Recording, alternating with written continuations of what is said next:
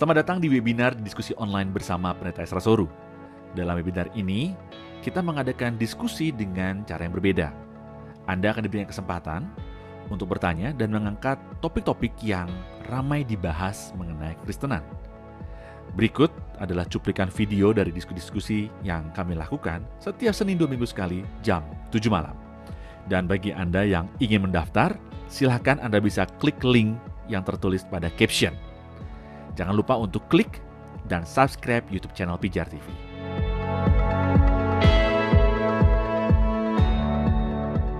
Oke, Pak Esra, ada pertanyaan dari Pak Yohan. Nah, ini ya.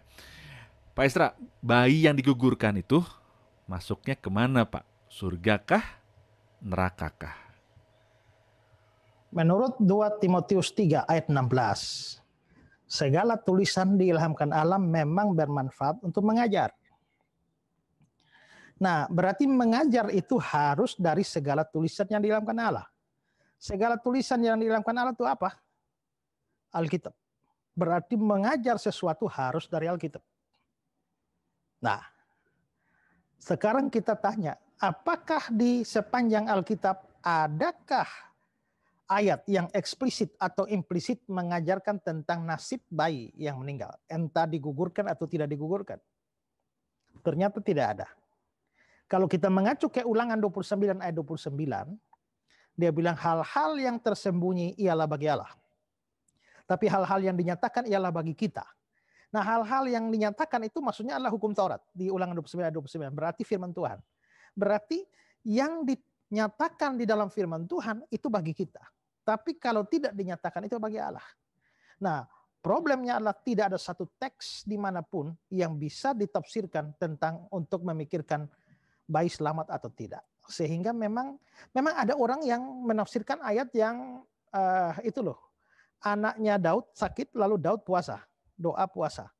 Dan ternyata setelah anaknya mati Daud malah nampak segar. Lalu orang bertanya, kenapa waktu dia masih sakit kamu susah sekali, sekarang sudah mati kok malah kayak gembira? Lalu dia bilang, karena bukan dia, aku yang akan pergi kepadanya, dan bukan dia yang kembali kepadaku.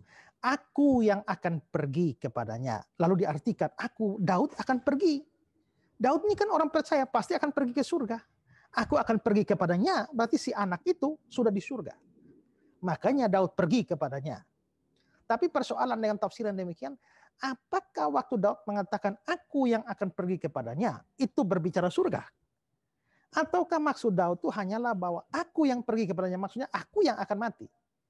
Bukan dia yang kembali padaku, bukan dia yang bangkit.